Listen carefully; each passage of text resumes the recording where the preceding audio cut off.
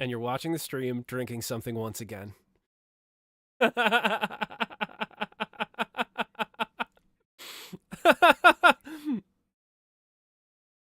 Nope. Gotcha. Gotcha once again. Caught you sipping.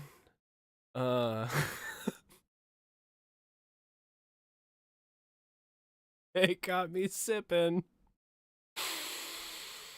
Wow. Wow. Ladies, gentlemen, friends beyond the binary. Live from the Monstrous Activity Surveillance and Observation Network. My name is Michael Wingate. I'm here with Ashton Laurel. It is the Rabbit Hole. Tonight, I'm very excited to discuss a topic that is very near and dear to my heart. We are going to be doing a deep dive into the Blue Oyster Cult's famed tune, Godzilla. And also, we might take a little side turn into Eminem's Godzilla, which holds the Guinness World Record for fastest rap in a hit single, I believe. So that's... Oh. Damn, I had a whole thing prepared about the Oyster Cult. Yeah. I never really learned PowerPoint, I think, is the problem. That I did not go to grad school. No, but I did get an honorary degree in metaphysics, honorary PhD in metaphysics. Thank you. You know what are we actually doing tonight? Oh, Godzilla, the lizard. The big lizard. Okay, so here's the thing. I'm gonna have to be honest with you.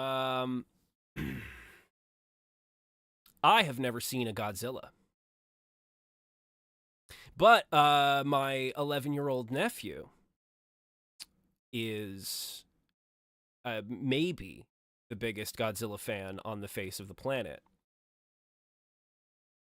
So everything I know... Well, okay, no. That's not true. I know a little bit through, like, osmosis of just, like, hanging out with my nephew. Like, at D&D, he always likes to compare Godzilla to large monsters. You know, when we're getting ready to play, he'll ask me who would win, Godzilla or a Tarrasque, and then he'll keep changing the stakes. So I know a few things about Godzilla's capabilities, via those kinds of conversations. But I'm aware that there is a big lizard named Godzilla. I'm aware I have seen through pop culture there is a bug-like one, right? Is that Mothra? And then there's one that has 3 heads or something. Is that right? Okay, so I get it.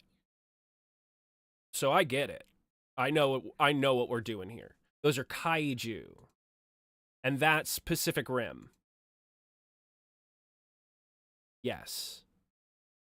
And that's Pacific Rim with Charlie Day, just to make sure I'm accurate with that's okay.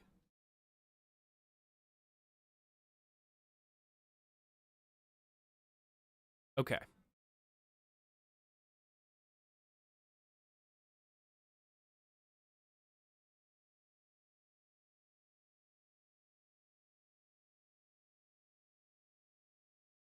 Yeah, Godzilla was just never on my radar. I wasn't into big monsters or big fight. I don't know. I never watched Power Rangers. I never did Voltron. I never really dug the King Kong stuff. I will say you have no sound. Oh my god. All right, well, I'm going to fix that because it likes to... I have changed 0 settings since the last time we streamed. Okay, let me just fix that.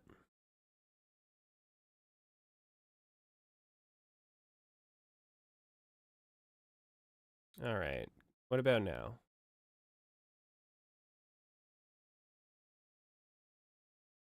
We're not getting anything.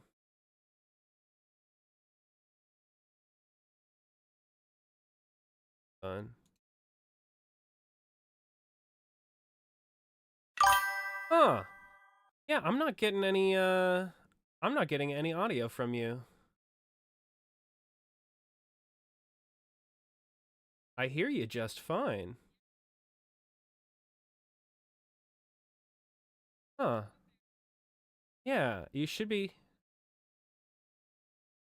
Yeah, you're not coming through the desktop audio. Hold on. Interesting. Now that's new. That's a fun new thing. Okay. Okay. I see.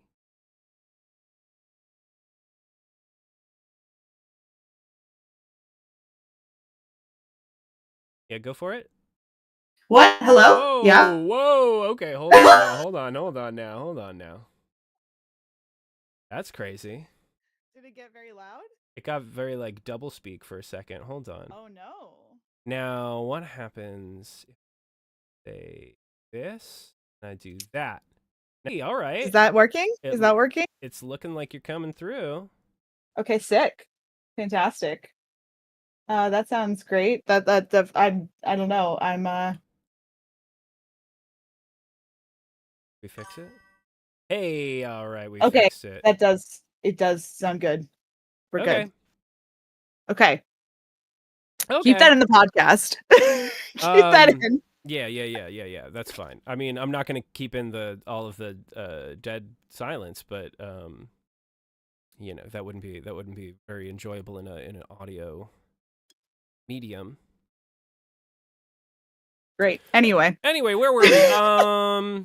I am shocked that you don't know this about Godzilla. Specifically, just like I get that okay, you've never seen Godzilla, that's fine. I am shocked that you just don't know this weird specific lore about Godzilla. Yeah. Yeah. You revealed this to me. So I mean, why don't you just tell the folks at home? Because although I have also heard since learning this from you that this is common knowledge. Yeah. So okay. So yeah. I've been under a rock or on Mars or something. Yeah, you have for sure, 100%. Good. Okay. Yeah. So Godzilla is an allegory for nuclear war, or basically Japan and its feelings about the bombing of Hiroshima and Nagasaki. That it is like not even a like theory, that is 100% like the creator of Godzilla has said this is 100% what it is. So I kind of wanted to get into that, and this was all because I think you were talking about like, hey, why does Godzilla get bigger? And you were just kind of mad about it, about the continuity. Yeah. So that is what I was originally frustrated about was my nephew would keep coming to me telling me about how big Godzilla is and how each how each different movie is a different version of Godzilla. Yeah. And each time there's a new movie, Godzilla's bigger, and I was like, what is the appeal here? I just like, and to see, and here's the thing.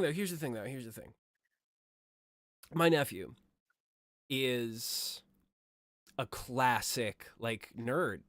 He's like a classic 11-year-old nerd. What do nerds do? They say who would win in a fight, Superman or Batman. Yeah. Okay. Yeah. That is what he does, and he gets so excited about big things and big monsters that can smash. Girl, me too. Girl, I'm right there with you. Okay. You know, but he'll just he he gets so excited about it, and I see that the children get excited about it. I see that there's some appeal to it. I don't understand the appeal. And so this whole time, I was like, what is this move that the studios are making? Like, why is this the trend? And why is it like relatively unbroken to the best of my knowledge? Yeah. It's because nuclear war, the threat of nuclear war is becoming bigger and bigger. So Godzilla gets bigger and bigger. There are a couple other things that it does represent. It started off specifically with Hiroshima and Nagasaki, but it has evolved over the years, especially since America has kind of taken over and made some Godzilla films of their own.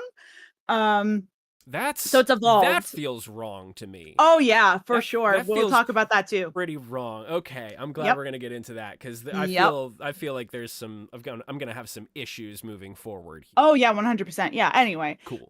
So anyway, we're gonna like dig into the Godzilla allegory, and that's it, Okay. and nothing else. And nothing. No Okay. jokes. No jokes. Um, This is a no jokes episode. No jokes. Not a single one. This is very serious stuff. We're talking about Yep. nuclear warfare, which is Yep. scary and a real possibility in today's day and age. So Yep. So this is him. This is the first Godzilla. He's very cute. he looks like he looks like one of those microscopic images, like a super microscopic images of like a dust mite. Yeah, he kind of does. Yeah, yeah. He looks a little bit like like what are they? The water bears? Yes. Yeah, Yes. Yes. Yeah. I can see that. Mhm. So this was 1954 to 75. This was the Showa era. This was his first kind of iteration. He was very much the representation of the nuclear war. He was woken up by US underwater bomb testing. He was Okay. the US bombing, like he was caused by US bombing. I see.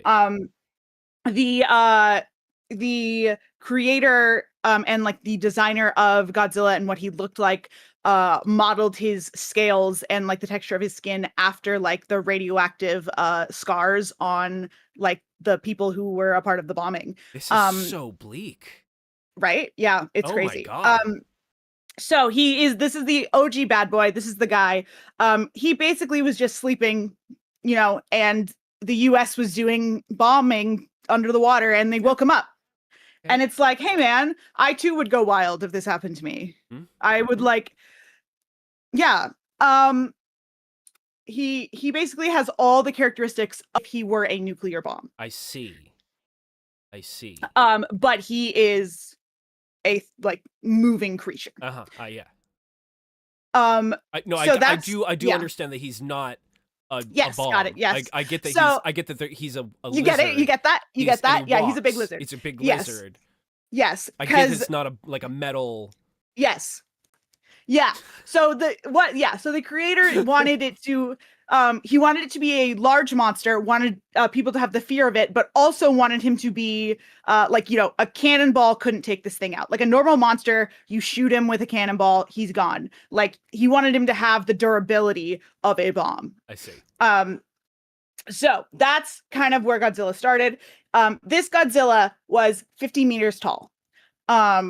However, it does kind of change. It changes from movie to movie. It does change a little bit from scene to scene, just a little bit. Okay. Well, Just because they, they sets, wanted, right? yeah. Yeah. Basically, the height of this Godzilla, they wanted it to perfectly, like they wanted its head to perfectly be over the Tokyo skyline, so you can get that like perfect shot of him, like coming over the skyline. That's Godzilla. That's his first iteration. Beautiful boy. His attacks mirrored the bombings. And this first came out in 1954, so this was only 9 years after the end of World War II. So it's still very fresh in everyone's minds. Okay. And he's 50 meters. He's 50 meters tall here. And for Imperial users here in America, that is 50 yards. So pretty much, it's about 50 yards. Yeah. Um, okay. And to get into like the American version of this one, when America released this movie, they actually cut a lot of Godzilla. They cut the fact that it was the American bombing that caused Godzilla to wake up. Uh-huh. They cut like just a lot of the negative American aspects of it. Yeah. And it was just instead a big monster is attacking Tokyo, and that was the movie. Wow, and we just took that and wore it like a badge of honor, huh? Yep. And we just said we could make a lot of money doing this, huh? Yeah. Wow. Yeah. Okay, continue. Yep. So this was kind of like the first era of Godzilla movies. So the Heisei era. This was 1984 to 1995. In this series, he was about 80 to 100 meters. It kind of it varied between movies. That's what he looked like. He was a little bit more angry, a little bit scarier. This one he was taller because again they wanted to get the him to hover right over the Tokyo skyline with his head, and the Tokyo skyline had grown. Yes. So as Tokyo like was getting more skyscrapers, Godzilla had to grow to get that perfect shot of him going over Tokyo. So as Tokyo became like more and more industrialized, Godzilla had to get bigger. He was still the fear of the ongoing threat and possible repetition of nuclear warfare. This one also includes Godzilla Jr. That's just a fun fact. He's just a baby Godzilla. It's very cute. Godzilla Jr. I love it. Yeah, it's just a cute little Godzilla. So basically it was a long time, like a couple decades have passed since the bombing, since World War II. It's still, I mean, obviously it's still a big thing in history, but it's no longer, the people who are watching Godzilla, if kids are going to these movies, it's not something that they've experienced. So it's more of like a thing like don't repeat history. It's more of like a warning rather than a reminder at this point. But it's still a threat as the US is beginning to get bigger. More countries are developing nuclear bombs. And as that's getting bigger, Godzilla is getting bigger as well. Not to mention this is like height of the Cold War. Exactly, yes. Occasionally Godzilla at this point becomes an anti-hero. Not because he likes the human race, but yeah. What? Yeah, he becomes an anti-hero. This is not because he likes the humans. It's because other monsters begin to attack, and so he fights off the Mothra. other monsters. Like Mothra Exactly. and the three-head one. Yes. Awesome. Yes. Cool. Exactly. Sick. So, not so specifically, he's not defending the human race. He is just fighting off the other monsters. So he becomes an anti-hero. Okay. So we got the Millennium Era. This guy's goofy. I love his big goofy teeth. Yes. He's this big chungo. So this technically, to go back, this is the Heisei era. So this was kind of run by Heisei, who was like the new developer of Godzilla at this point. Heisei then decided to completely like redo Godzilla. He was like, hey, let's do it again. And so he restarted. So 1999, 2004 was kind of like the Millennium Era Godzilla. These Godzillas kind of varied from 55 to 100 meters. So this one was very super varied. Oh, okay. All over the place.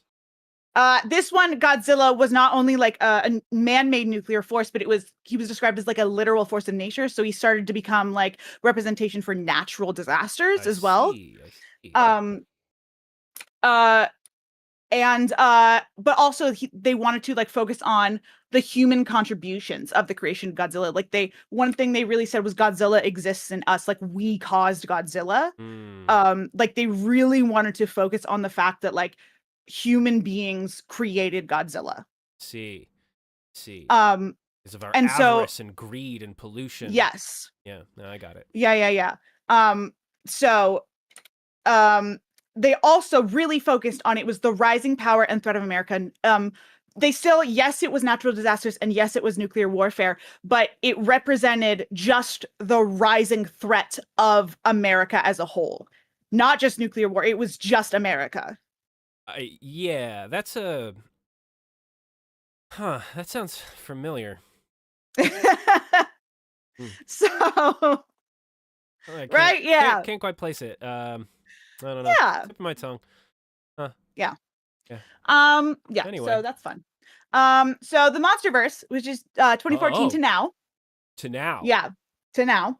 So 2014 this to is now. Okay. so if you look, this is 10 years after I the see. Millennium Era. Now, in the This Millennium is Era, the is that the mhm, one with Matthew Broderick? Is that one in there? I believe so. Maybe? I actually don't think so. Maybe? Or no? I don't know. I think those ones were mostly Japanese made. Okay, because The US ones. I remember when I was in middle school, Matthew Broderick was.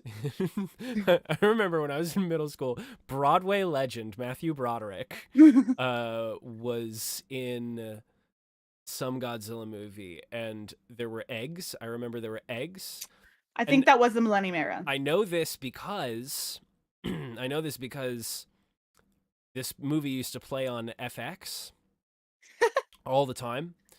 And I used to love when I was in middle school. I used to love to watch The League of Extraordinary Gentlemen, and so I would look up in the TV guidebook when it was going to be on FX because I loved that movie so much. You know what? That movie's still good. So shut up. League of Extraordinary Gentlemen holds up. I didn't say it wasn't. Sean Connery, Alan Quartermain, come on, get out of here. Portrait of Yeah. Dorian Gray, come on, get out of here. So good. Yeah, I didn't say it wasn't. This fabulous movie. Don't judge me. I think it was the Millennium Era because I don't think you were in middle school 11 years ago. No. And then it used to, it used to be playing on FX all the time. And so every time I would go to go sit and watch The League of Extraordinary Gentlemen, which is still an excellent movie, this Godzilla film would be on, and Matthew Broderick would be like stealing an egg or something. That did happen. I'm not crazy. I'm not making that up. I think I believe you. I believe you. I don't think I'm making that up. Listen, there have been a lot. I think there oh gosh, how many? I think it was 38 Godzilla movies total. That's too many movies. 38. So, I feel like no. I feel like 38 is too many of anything. Like yeah. Like movies, chocolate chip cookies, pancakes, too many. 38, too many. Cats, too many. Yeah. So keep it under a dozen. Keep it under 10. So yeah. So there are 38 movies, and they have been split into like the 4 different eras. So very much could be in the Millennium Era. But the Monsterverse specifically, 2014 to now, this is kind of the Western reboot of it. I see. This is when we colonized. Basically. Godzilla. So there were some like American influences definitely in the Millennium Era, but like this is like the US is like mine. This is mine now. Like this is like basically like all like this is all US now. I see. We stole Godzilla from we the people. Him. We took Godzilla. We stole Godzilla from the people who created Godzilla to represent how dangerous we were. Yeah. Yeah. Huh. Now let me be so clear right now. I do want to mention one thing, and that is the Japanese weren't on the right side during World War II. Now let me say one thing. You are absolutely correct. You are absolutely correct. I'm just saying. Any way you look at it. Yes. You know, any way you look at it, we were like, oh, you guys are afraid of us killing millions of people? Yeah. Why don't we kill millions of people? Yeah. Like, that's... Yeah. I mean... Yeah, that's pretty scary. Yeah. That's pretty scary. Yeah. Like, regardless of what side you're on. And yes, obviously the Japanese were not on the right side in World War II. Yeah. But... It's a very slippery slope here that we're on. It's just a scary reputation to have. Like it's that like going up. It's like it's prison rules. It's going up to the biggest guy and beating the piss out of him in front of everybody to assert dominance. But I don't feel like. But here's the thing. Here's the problem with that though. here's the thing: is America already has dominance in the entertainment industry. Our largest export in this country is movies. That's what we do. Like, the entertainment industry. And this is something, you know what? This is something political people you can get on. Bernie Sanders, if you're watching, get on this. There is no cabinet position in this government, in the federal government, for like a chancellor of the arts or a like for there is no regulation, no regulatory body for the arts in this country, regardless of the fact that the revenue, the GDP from or a significant portion of the GDP is from the entertainment industry, and the entertainment industry creates more revenue than the agricultural and transportation industries combined. You can fact check me on that. I might be wrong about that last thing, but I did read that somewhere. It sounds right. Well, but don't take my word for that, because Yeah. this isn't news, okay? Yes. No, you're right. You're right. Yeah. So. No. Anyway, we didn't need to take it. We didn't need to assert dominance in the entertainment industry, because we already have dominance in the entertainment industry. Our only rivals are maybe Bollywood. Mm-hmm. When people in the BBC want to make a movie, who do they call? Yeah. Hollywood. That's who they fucking call. They called LA, and LA is in California, and California is in the United States of America. We already had that shit. We've had that shit for fucking ever, man. We didn't need Godzilla. Why did you take Godzilla, America? Sorry, continue. Anyway, yeah, you're right. They fully rewrote the Japanese allegory of any negative view of America. They fully went back. This is not a bit. They went back. They rewrote like Godzilla 1, and they were like, actually, did you know that bomb that went off in 1953, they were actually trying to kill Godzilla. They weren't doing their own nuclear testing. It wasn't our fault that we woke him up. We were trying to save Japan. Yeah. That's infuriating. I know, right? And they wrote that into the movie. You know what? Yeah. You know what? This is why this is going to be an easy no jokes episode for me. Here's the thing. I thought this was going to be an easy no jokes episode for me because I've never seen a Godzilla, because I don't know anything about the Godzillas. But no, this is an easy no jokes conversation for me, because this just makes me upset. This just makes me mad, dog. Like, this is like what? The injustice of why we even have Godzilla. Oh man, it is going to be so hard for me to keep my mouth shut at the fucking D&D table when my 11-year-old nephew comes up and asks me if a Super Tarask could beat a Super Mecha Godzilla from 1999. I don't know. I don't fucking know, dude. But we didn't need that shit. We don't need that. I don't need it. Continue. Yeah. That's all I put, by the way, on those slides, because that just pissed me off so much. I was like, I don't need to do anymore. I'm so mad about that. Yeah. What the fuck? Yeah. Anyway, there is one more version of Godzilla. It's the anime Godzilla. It's an anime exclusive where he is 300 meters tall. Get the fuck out of here. This is... Okay. So we get it. We get it. So this specifically represents the fear of the inevitable death of humanity, because this version takes place very far into the future, after the Earth has been like abandoned. And so basically it's the fear of climate change and like the eventual nuclear war, and like what would happen to the Earth if we just like kept doing the shit that we were doing to it and just like let it die.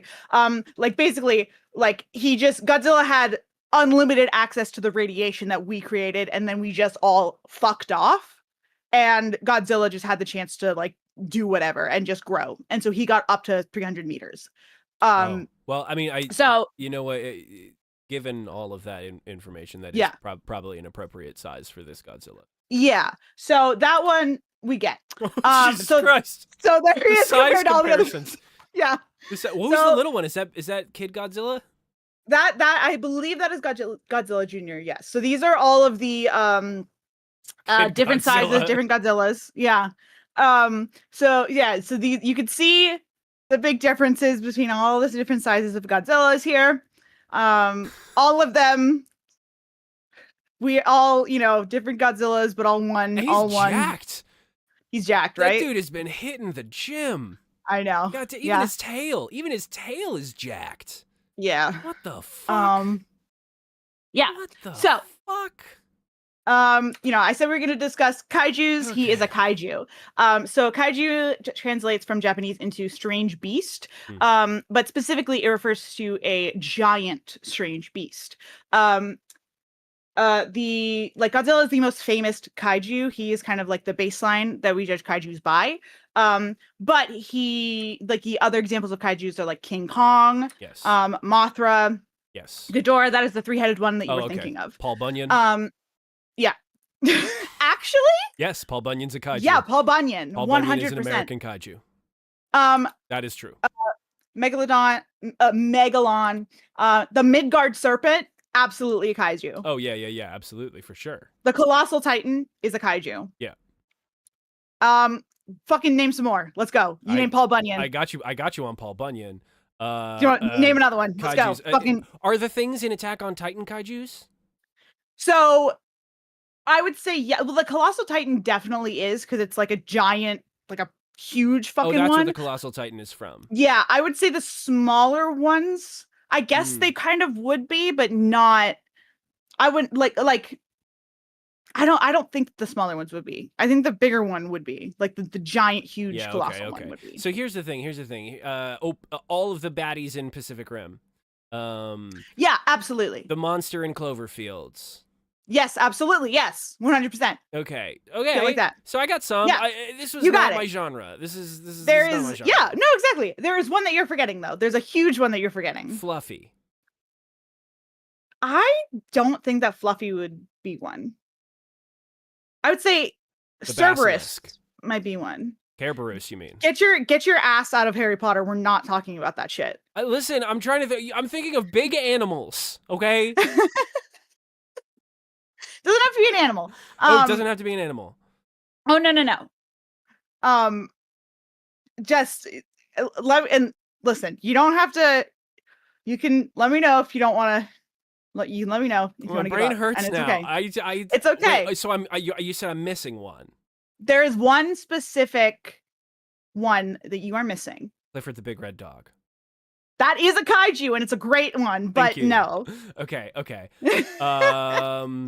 would say that one is the closest that you've gotten, though. Okay. To the one that I'm thinking of. Okay. I can't do it. Okay. You are missing Reptar. Oh, goddamn. Oh, of course I'm missing. What, Reptar? I was a Rugrats kid. Goddamn, you're so right. Ah. You're missing fucking Reptar, dude. Yeah, I have a fucking stuffed Reptar kicking around here somewhere.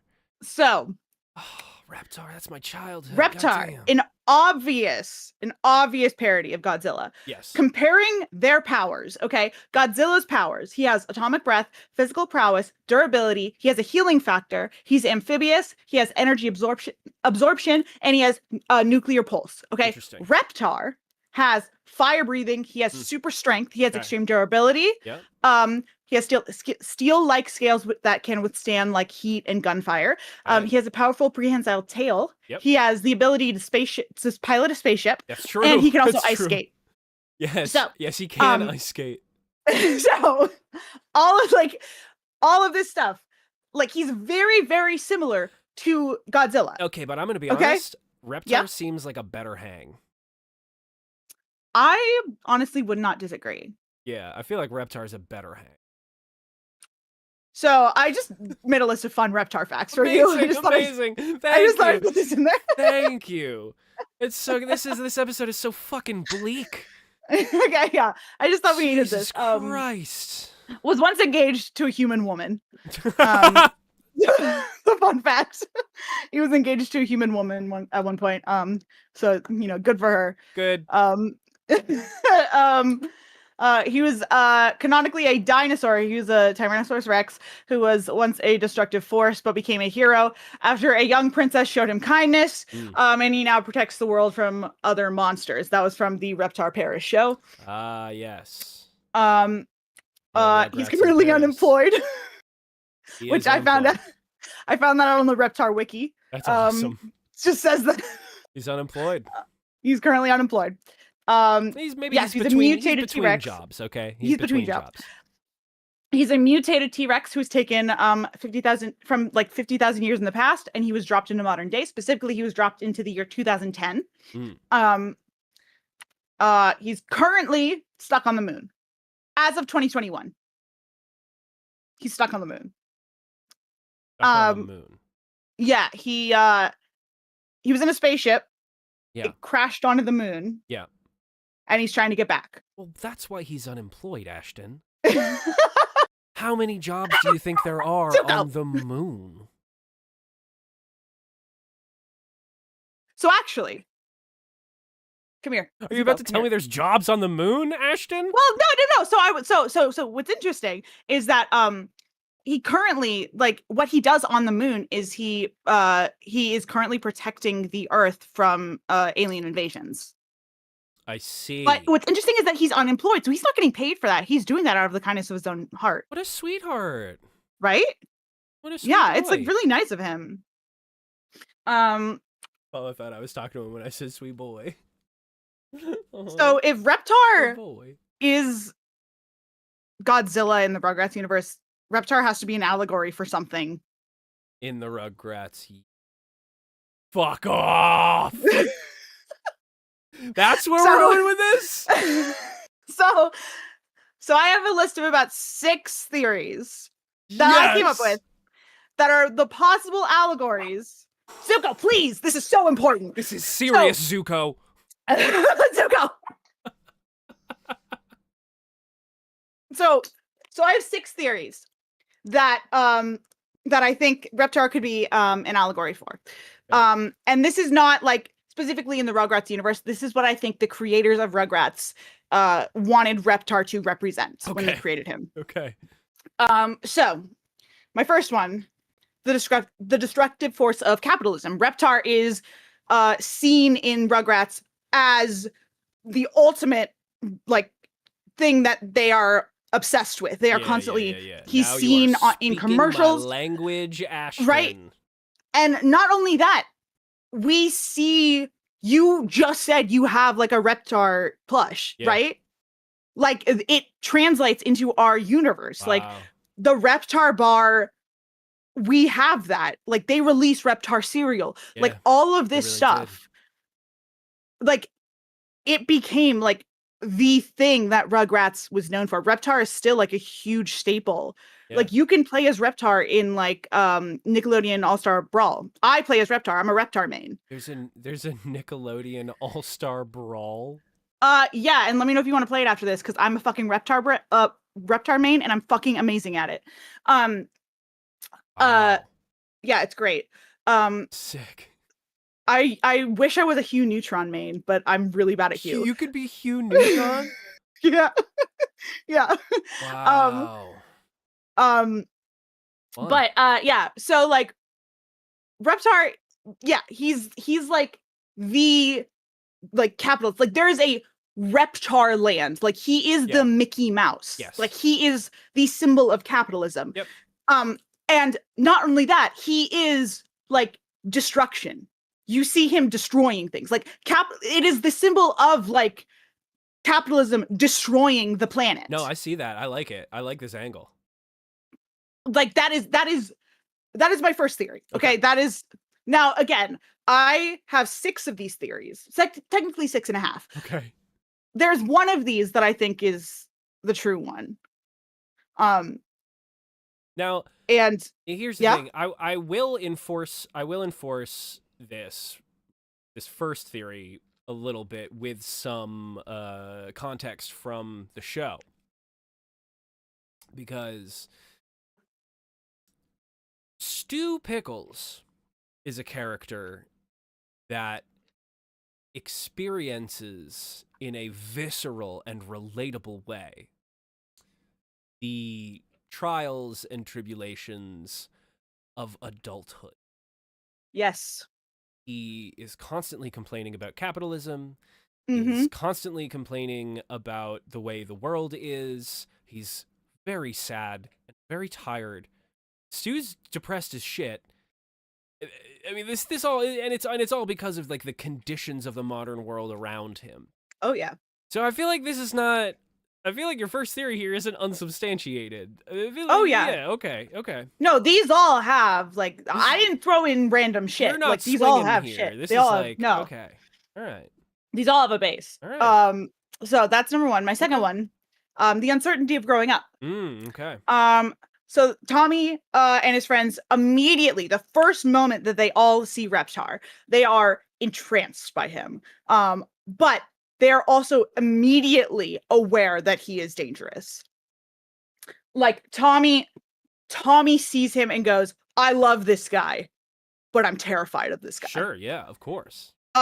Chucky, there's an episode where Chucky fears that Reptar is going to eat him. Mm-hmm. Once he sends him an insulting letter. That's adorable. All of the babies are like, "Yeah, man, he's gonna eat you."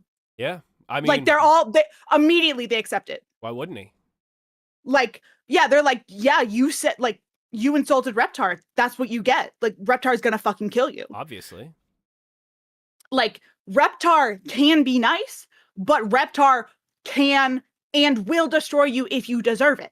Yeah. Like he is powerful and he has the ability to do whatever he wants whenever he wants. Right, because he's Reptar. So that power is terrifying. It's frightening to these babies whose choices are exclusively decided by adults.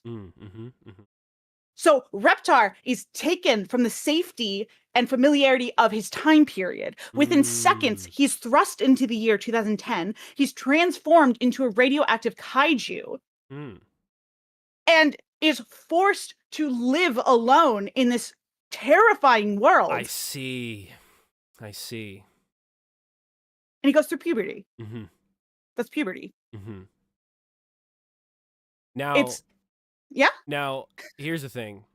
I like where your head is at. I'm just gonna say that Rugrats literally handled puberty in All Growed Up. Bitch, I know, but guess what? I don't think that the show creators had that in mind when they were creating Reptar in 1991. But Reptar is still a theme in All Growed Up. It is. That's very true. Yeah. Which is why I would say that if Reptar was originally a forecasting parable for puberty, and it's pretty thickly veiled, and then also redundant if that's the point in All Growed Up. Oh yeah, no, I fully I would. So agree. this one, I'm just saying. I like where your head's at. I think this one holds a little less water than the other one. For sure, I agree. Than your first one. I do have a part 2 to this one because this is the uncertainty of growing up from a parent's point of view. Because the babies are immediately attracted to Reptar, but the parents are immediately in denial of that because like Tommy's first word is Reptar. Like he fully says it, and the parents are like, the parents do not register it. They just think he's doing baby talk. Like they don't realize that the babies love Reptar. Dee Dee on multiple occasions is like, I don't want to scare the kids. Yeah, that's right. Like I don't want to show them Reptar because like they're gonna get terrified, and all the kids want to do is see Reptar. Yeah, like even as Tommy is literally kicking and screaming in Stu's arms, like he's saying the word Reptar, like he's screaming, wanting to see the Reptar movie. Like Stu and Dee Dee take him to the Dummy Bears movie rather than the Reptar movie. I remember this. Like, yeah. I remember this. So like, yeah. So like, they don't want to accept the fact that one day their children are going to grow up and like they're going to be able to like make their own choices and be able to be like, I want to go see Reptar. I don't want to like go see this Dummy Bear movie. Like the hourglass of life is slowly losing sand, and Reptar is a reminder of that.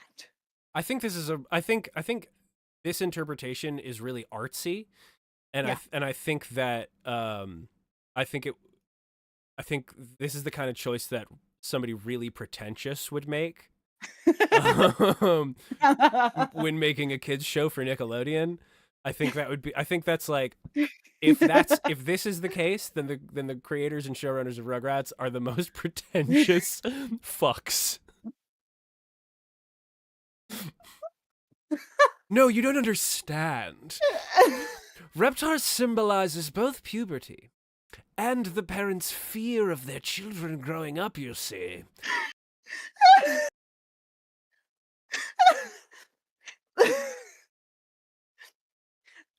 Okay. We still have more theories, okay? Listen. Okay, yeah, let's keep I sat down and thought about this for a very long time. It's great. No, this is good. I think making amends and forgiveness. Okay. Reptar is Reptar represents the concept of forgiveness. Okay? Yeah, sure. Reptar begins as the ultimate symbol of destruction. He was a T-Rex who is like the most fearsome, like when you think of a dinosaur that you're scared of, like the dinosaur, you're like T-Rex. Like that is the dinosaur that's gonna kill me. That lives with us on Earth, okay? Like, like that's and also like the first time we see the T-Rex, he's immediately like fighting a Stegosaurus. Like that's the first time we see him. I was more scared of raptors. Okay, well, shut the fuck up. Faster. Whatever. Not all of us are fucking nerds. Okay. Open doors. Clever girl. Okay. Well, you he's know, transported. Life. When the fuck did Jurassic Park come out? Finds a way. What? 1990. Oh God. Is that 3? Yeah. 7? So after Rugrats. 90. Oh, so God. after 91, I can't right? remember. Is it? Wait. But no. it was after 91, wasn't it? First Jurassic Park. Wait a minute. Oh God, no. All I'm getting right now is Star Wars years. That's all I've got right now. Got 77. I've got 81, 83. Those are all Star Wars years. 93. 93. Okay, 93. Okay. So after year I was born. Rugrats. I thought. Okay. Yeah. It was after Rugrats. Rugrats came out in what? 91. 91. 91. Wild. So where I would say like Jurassic Park created the fear of raptors, I would say the fear of T-Rex is like we're there before that. Okay, yeah, for sure. So T-Rexes, I would say, are like when you think of a scary dinosaur, that's what you think of. So the ultimate symbol of like fear and violence, you think of a T-Rex. Yeah. He's transported to 2010. He immediately begins destroying his unfamiliar surroundings, possibly out of fear. Here's my question. You keep saying he was transported to the year 2010. Yes. That's what they say. He was fighting a Stegosaurus, and then they literally are like, time and space, something weird happened, and then he was pulled into 2010. That's literally what they say. Okay, but they don't explain it. But my question is, that's fine. Whatever, pulled into whatever. How can Reptar be pulled into 2010 if he was around in the 90s? So he went into the future. He's like a future. It's like a future thing. And like when they show him in 2010, it's like the Jetsons futuristic society. Yeah. Yeah. Okay. Yeah. That's what they imagine 2010 would look like. Okay. I'll take it. So he immediately begins destroying everything, possibly out of fear. I mean, he's confused. He just became a kaiju. He gained sentience of some kind. He's surrounded by buildings. He doesn't know what to do. I'm panicked and I'm gonna punch things. He is shown kindness and is given forgiveness for the first time, and immediately becomes a hero. immediately understands that what he did was wrong. Now that And happens in Rugrats in Paris, though. Rugrats in Paris. Which... Well, that doesn't happen in Rugrats in Paris. That the story is told in Rugrats in Paris. Right. But Rugrats in Paris, to be clear, Rugrats in Paris is 2010s era. Is 20 years after the creation of Reptar.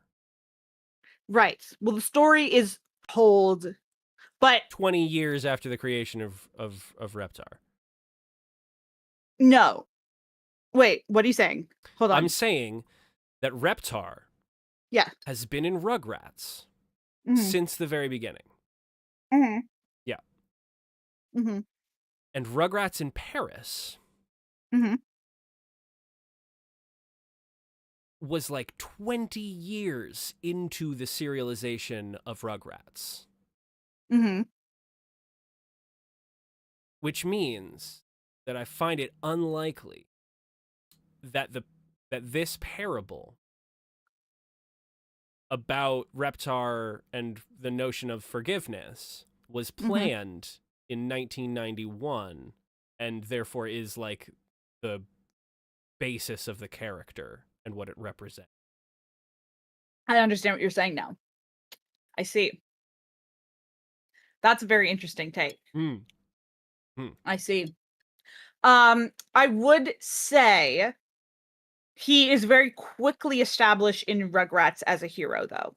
We don't know the specifics of why, but within the first season, we do see in the episode Reptar 2010, he is shown basically like destroying what is the future 2010, and is then shown like being put into a spaceship, and like the scientists are saying like, goodbye Reptar, thank you so much for your help. I see. Okay.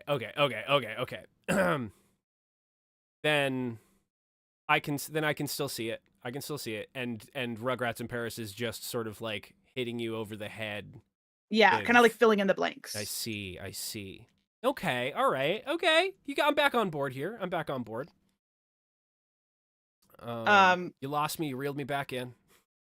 So yeah, so you got immediately, you got the princess, you got there he is, being touching babies, kissing babies. Yep. It looks like there he is, playing chess on the moon. It looks like he's about to take a big old dump on Tommy Pickles' head. He's like, hey, little baby. What is that? That's that animation? That's in Reptar on Ice when Tommy gets on the ice and he's singing and he's like, whose kid is this? That's right. I remember. So okay, there's the aspect of like how like making amends and forgiveness, like anyone can be forgiven, because Reptar literally was a symbol of the like ultimate violence, and even he was forgiven and became a hero. Yeah. So that could be what Reptar represents. Misogyny. Oh. Oh. Reptar, he, him. Yeah, okay. Represents gender inequality by highlighting the power that men believe themselves to have. Interesting.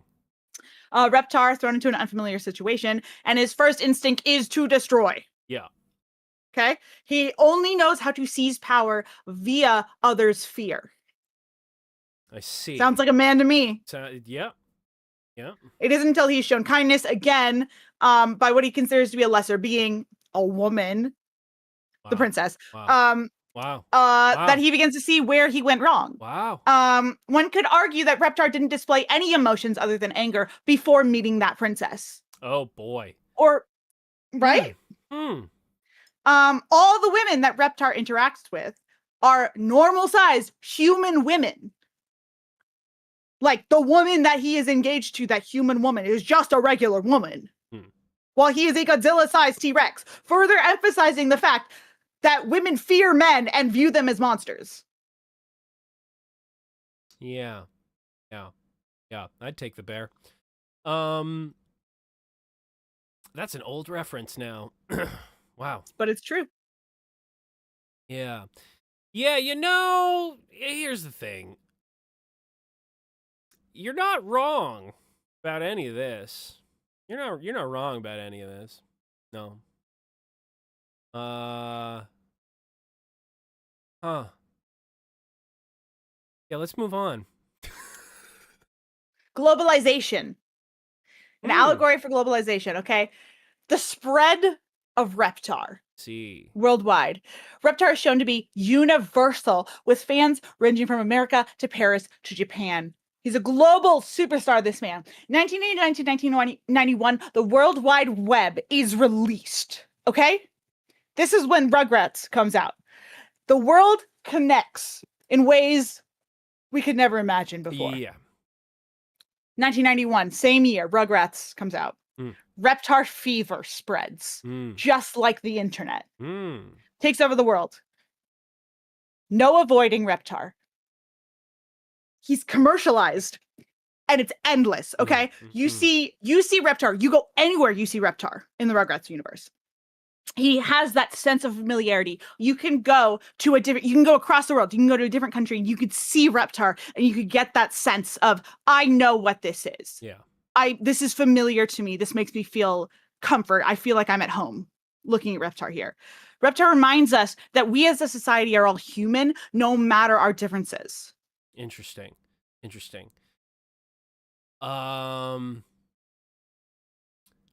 This one's a reach. How dare you? But I like it. Yeah.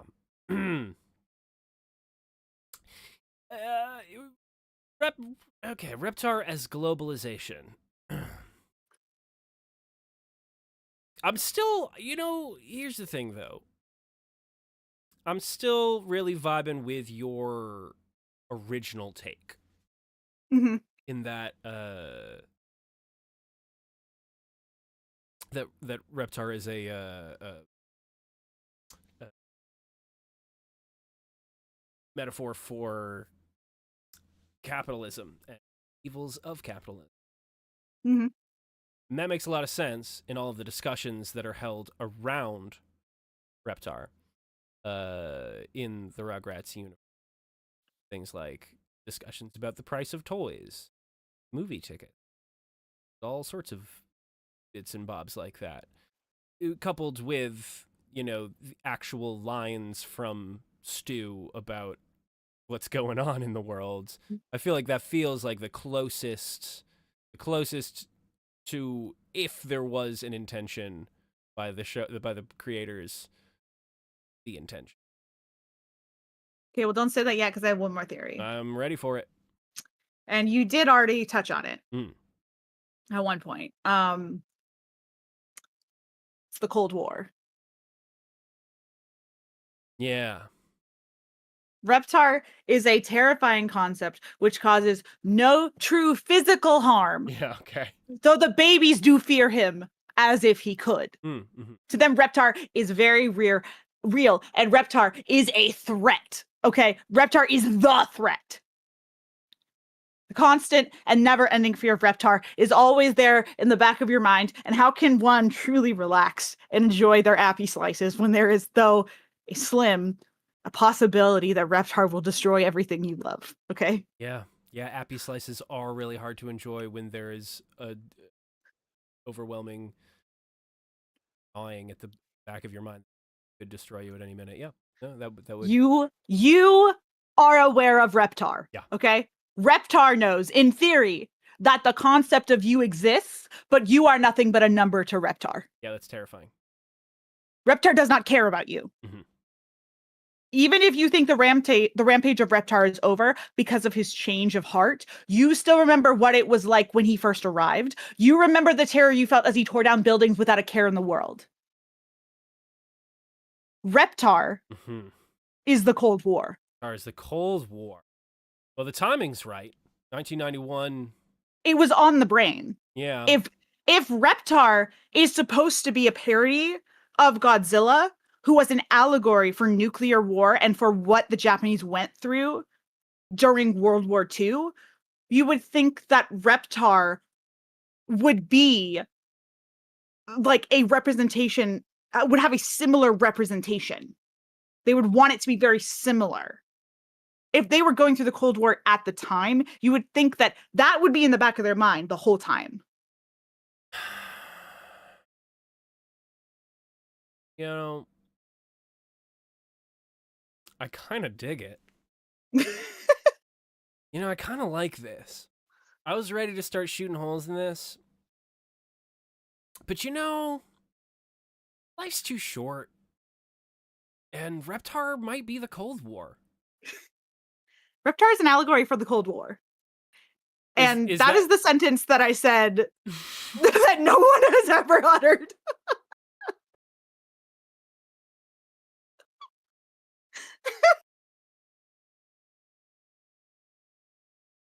At this point, I was going to ask you if you have any theories about what Reptar could be an allegory for. Mm-hmm. Well, now here's the thing. It seems to me that either, this is sort of the conclusion that I've come to. It seems to me that Reptar is either, no. Let me rephrase that. It seems to me that either Reptar is a Swiss Army knife of intention and metaphor that can be used for a lot of different circumstances in artful ways, and therefore is a convenient character for the creators and showrunners of Rugrats to have in their Rolodeck. Or you are looking way too deep into the intention behind a clear Godzilla parody in a children's cartoon. Now, because that answer is less fun, I like Reptar is a Swiss Army knife, and thus Reptar is the Cold War. Reptar is the Cold War. Reptar is the Cold War. Reptar is an allegory for the Cold War. I think I want to lead with that. I think that's. I think that Reptar is a Swiss Army knife, but more importantly, Reptar is the Cold War.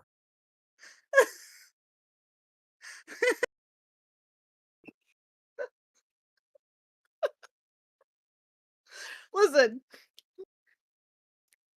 there's no other option. That's what it has to be. It's got to be that, or it's not fun, or it's boring. It's not. No. Listen, okay. I'm genuinely. This is not a bit. I said no jokes. No jokes. I have not made a single joke. This is not a bit when I say that I do not think that Reptar, like that the creators of Rugrats could have created Reptar and been like, this isn't going to be an allegory. Like I can't imagine that they were like, you know Godzilla? You know Godzilla, the obvious allegory for nuclear war, for the horrible thing that we did to the Japanese people. Let's fuck with that, and let's create a fucking knockoff. I think like they fully had to create, and it's like, you know what's going on in our world right fucking now. The Cold War. Yeah. Like it was, even if they didn't mean to do that, I feel like it was just so prominent in the back of their minds all the time. Even if by accident, Reptar is the Cold War. Like I just feel like it has to be just like somehow embedded in Reptar. Wow, I hate it.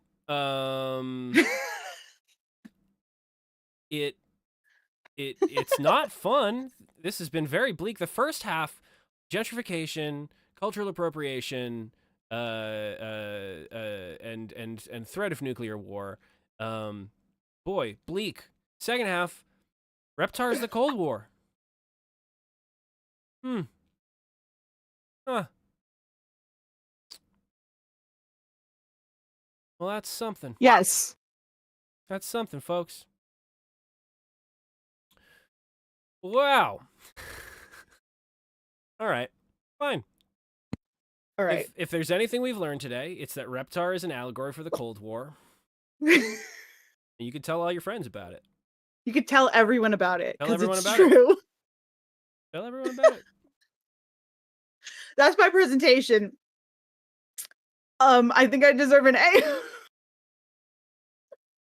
A. You get an A for appy slices. I thought we said no jokes. Ladies, gentlemen, friends beyond the binary, from the Monstrous Activity Surveillance and Observation Network, I'm Michael Wingate. That's Ashton Laurel. This has been The Rabbit Hole. Thanks for this. This was nice. Nice little romp. Was No.